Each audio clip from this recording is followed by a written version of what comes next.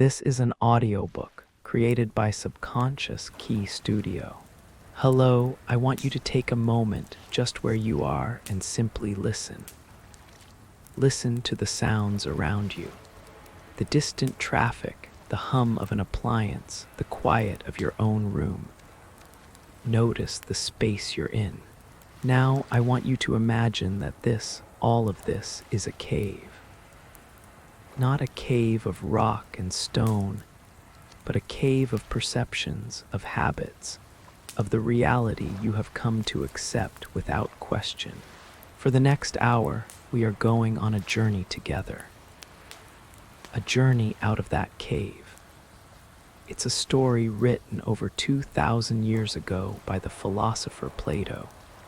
But it is, I believe, the essential story of every human life that has ever dared to ask the question, is this all there is? So find a comfortable position. Close your eyes if you'd like, and let's begin. This modern cave, it's a fascinating place.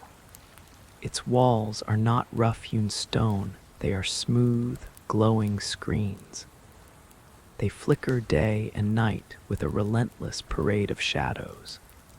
And what are these shadows? They are the curated highlights of other lives, vacations, promotions, perfect families, projected for us to see and to covet. They are the 24-hour news cycles, each headline a flickering puppet of fear or outrage, designed to capture our gaze. They are the advertisements that whisper promises, shadows of happiness tied to a new car, a new phone, a new body. They are the endless scroll, a river of digital impressions that never satisfies, but only makes us thirstier. And we are the prisoners in this cave. We have been here so long, we've forgotten we are chained. Our shackles aren't iron, they are the subtle, sticky bonds of routine, of expectation, of the identity we have constructed for ourselves. The job title, the social status, the beliefs we never think to question. We sit facing the wall and we watch the show. We learn to recognize the patterns of the shadows. We call the shadow of wealth success. We call the shadow of popularity love. We call the shadow of political rhetoric truth. We award followers and likes, never realizing we are merely praising those who are best at describing the flickering shapes on the wall. It's a comfortable confinement. It's familiar. And the greatest trick the cave ever plays is convincing us that its dim, second-hand light is the sun itself. But then something happens. A crack appears in the wall of your world. It often starts not as a bang, but as a whisper. A quiet, persistent, inner itch. A feeling of discontent that your comfortable life has no name for. It's a feeling that something is profoundly missing, even when everything, according to the shadows, should be fine. Perhaps it arrives in the silent, sterile shock of a personal crisis. The doctor uses a word you never wanted to hear. The partner you built your life with says, "I'm leaving." The job that defined you is suddenly gone. In that moment, the projector stops. The screen goes black. The comforting shadows vanish, and you are left in a terrifying and profound silence with only the raw, unprojected truth of your own being. And in that void, the itch becomes a scream. Or maybe it comes in a moment of breathtaking beauty, so immense it momentarily shatters the illusion. You are standing on a cliffside, watching ocean waves crash against rocks that have been there for millennia. And the sheer scale of it makes the inbox, the deadlines, the political arguments, feel like tiny, absurd trifles. The concerns of the cave are revealed in their true proportion: small, temporary, and utterly insignificant against the backdrop of eternity. Sometimes it's a book. You're reading a line, and it feels as if the author has reached across centuries and placed a key directly into your hand. Or a piece of music that seems to bypass your mind and vibrate directly in your soul, articulating a longing you could never put into words. This itch, this holy discontent, is the first crucial movement of freedom. It is the beginning of you, the prisoner, starting to feel the shackle around your ankle. It is the faint, nagging sense that the world you perceive is a description, and you have suddenly, desperately, begun to yearn for the thing itself. And so, driven by this itch, you do the one thing the cave never intended for you to do. You turn your head. This is the first act of rebellion. It is a movement filled with fear, because to turn away from the shadows is to turn towards the unknown. It is to question the very reality you have always taken for granted. You start to wonder, where is this light coming from? Who is controlling the projector? What lies behind me? This turning is what the mythologist Joseph Campbell called the call to adventure. It is the refusal of the presented world. You might start asking dangerous questions. You might start reading books that challenge your worldview. You might sit in silence for a few minutes a day just to see what happens. You might find yourself unable to engage in the same superficial conversations. You are, in that moment, like a seed that has felt the first crack in its shell. There is no going back to being a whole seed. The journey of becoming has begun, and this leads you to a threshold. Before you is the entrance to a tunnel, a passage leading upward and out of the cave. You can feel a draft of fresh, cold air from it, an air that smells nothing like the recycled, digital atmosphere of the cave. This is the point of no return. Your entire being, every cell that has grown accustomed to the dim light, will scream at you to stay. The ego, the master of the cave, will present you with a dossier of your past failures.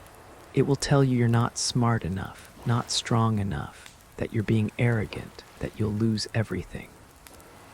It will show you vivid shadows of all that could go wrong. To cross this threshold requires what can only be called a leap of faith, not a blind faith in a god, but a faith in the whisper of your own soul, a faith in that original, holy itch. You take the first step, you cross the threshold, and immediately you are plunged into the road of trials. The philosopher John Verveek calls this the problem of the problem, the realization that the path to solving your discontent is itself fraught with even greater, more immediate problems. This is the core of the journey, the long, arduous ascent. The first thing you encounter is the pain of the light. After a lifetime in the dim cave, even the faintest true light is agonizing. It's a psychological and spiritual pain. It's the dark night of the soul. As you begin to look inward, you are forced to confront everything you've been running from, everything the shadows helped you numb. Old traumas, childhood wounds, long-buried shames, they all rise to the surface, not as distant memories, but as living, breathing demons that block your path. You thought you were climbing toward light, but now you are mired in a deeper darkness than you ever knew in the cave. This is where most people turn back. The cave, with its comfortable misery, starts to look like paradise. And the ego, your old self, does not go quietly. It is a master of resistance. It will manifest as profound laziness, the desire to just scroll on your phone instead of meditating. It will appear as cynicism. This is all just self-help nonsense. It will show up as a sudden, overwhelming urge to get very, very busy with the affairs of the cave. It will invent new diseases, new anxieties, all to convince you to return to the known world, to the identity it so carefully constructed for you on that cave wall. You will feel lost, profoundly, terrifyingly lost. The maps you used in the cave are useless here. The goals of money, status, and approval mean nothing on this path. You are in a wilderness with no signposts. You will stumble. You will fall. You will spend nights curled up on the cold stone, convinced you have made a catastrophic mistake, that the itch was a lie, and that the only truth is the shadow of your own suffering. This phase is not a sign that you are failing. It is the necessary process of deconstruction. The old self must be dismantled, piece by painful piece, before a new one can be built. You are, in a very real sense, going through a withdrawal from illusion. The trials only deepen. You are forced to face your own attachments, the attachment to being right, the attachment to being a good person, the attachment to a specific outcome for your life. You see how these attachments have been chains, keeping you bound to a particular spot on the cave wall. You are asked to practice forgiveness, not as a polite sentiment, but as a radical surgery on your own heart. Forgiveness for those who hurt you, yes, but more importantly, for yourself. For all the ways you have failed, for all the times you have chosen the cave over the sun. This path is too difficult to walk alone. And here, if you are lucky, you will find guides. They are the ones who have walked this path before you. They are not saviors, they are trail guides. They can't carry you, but they can point out the footholds. A therapist who helps you face your trauma without flinching. A spiritual teacher who points you back to your own awareness. A friend who isn't afraid of your darkness, or even the voice of a long-dead poet or philosopher speaking to you through a book, offering a map in the form of a metaphor. They do not give you answers. They help you hear the question more clearly. They remind you, in your moments of deepest despair, that the path does indeed lead upward, and that the feeling of being lost is itself a part of the territory. You learn the tools of the ascent, the tool of mindful awareness, learning to sit in the fire of your own anxiety and just watch it without feeding it. The tool of radical acceptance, saying yes to what is, even when it's painful, because resistance only creates more suffering. The tool of surrender, not a passive giving up, but an active letting go of the tight fist with which you've been trying to control the shadows. You learn to breathe into the tightness in your chest. You learn to walk one step at a time, with no promise of a destination. And then it happens. Not because you earned it, not because you solved the final puzzle. Often, it happens in a moment of utter exhaustion, when you have finally stopped striving, when the seeker has collapsed. The clouds of your struggle part, not from being fought, but from being seen through. And for a moment, a timeless moment, you see. The noise in your head stops. The constant commentary, the worry, the planning, the judging, it just falls away. And what is left is a silence so vast, so peaceful, it feels like coming home after a lifetime of exile. This is the moment of apotheosis, the moment you step out of the cave and see the sun for the first time. And what is the sun? It is not a thing, it is the source of all things. It is pure, undifferentiated consciousness. It is the awareness in which all your thoughts and feelings arise. It is a love that is not an emotion, but the very ground of being. It is a clarity so profound that you see the intricate, sacred connection between the blade of grass at your feet and the spinning of distant galaxies.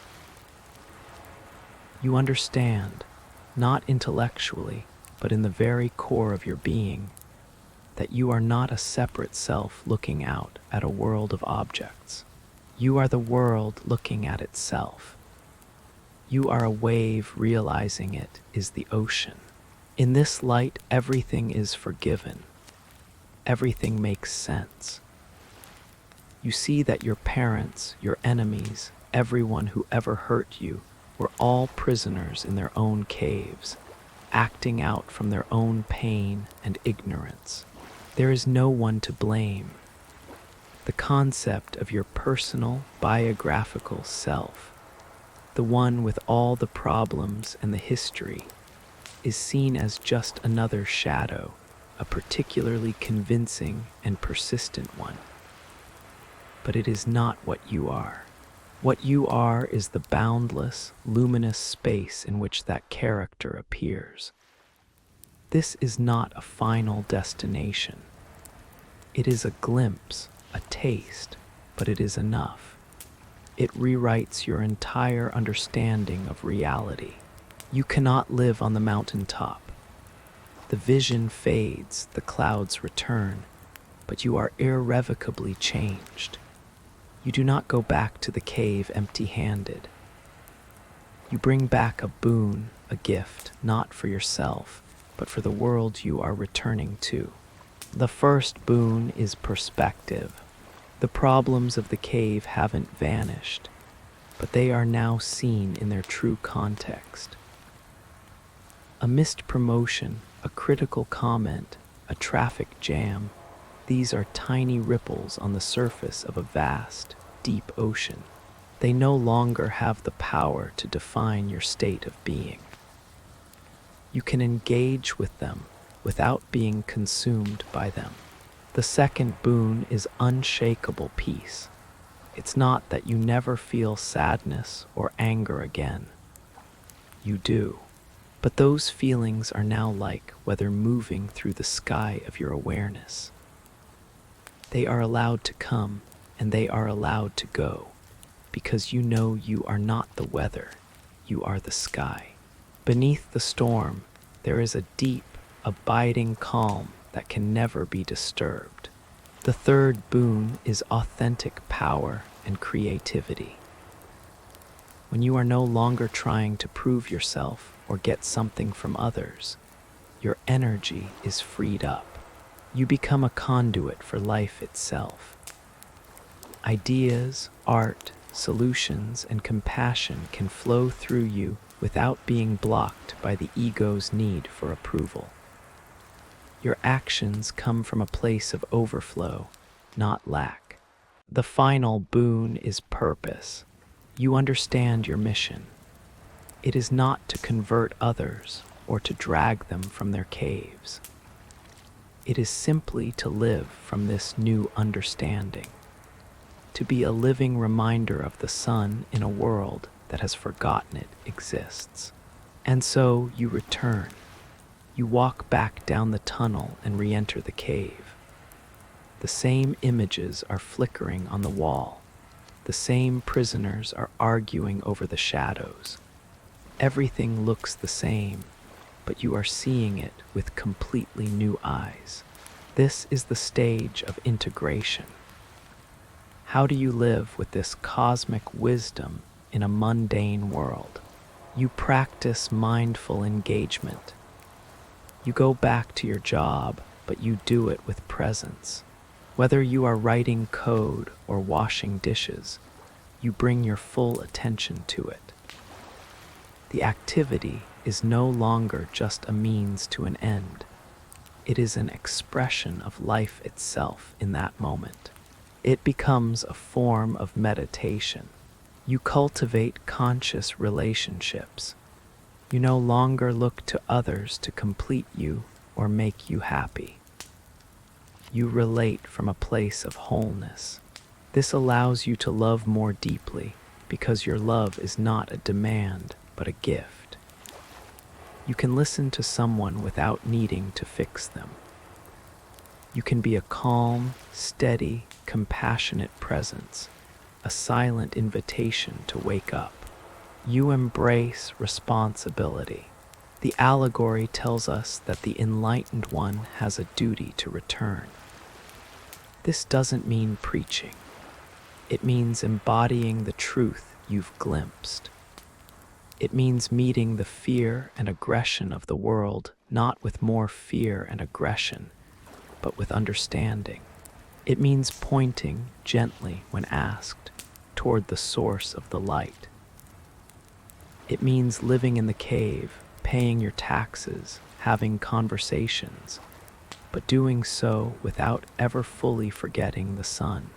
You can enjoy the play of shadows, a good movie, an engaging debate, without ever again mistaking it for ultimate reality. You are in the world, but not of it. And so the journey never really ends. Enlightenment is not a finish line you cross. It is a light by which you see the next step. We are constantly being called out of smaller, darker caves into larger, brighter ones. Each time we think we've found the final answer, life presents us with a new challenge, a new layer of illusion to see through. The path is a spiral, always circling back to the same essential truth, but at a deeper level each time. Your responsibility, having heard this story, is not to become a perfect, enlightened being tomorrow. Your responsibility is simply to honor the itch, to thank it when it appears, to have the courage to turn your head even just a little, to take one small, trembling step away from the wall of shadows and toward the draft of fresh air. Remember the cave, remember the sun, and know that the journey itself, with all its trials and all its glimpses of grace, is the only thing that is truly, authentically yours. The cave offers a comfortable life. The sun offers reality. The choice, as it always has been, is yours.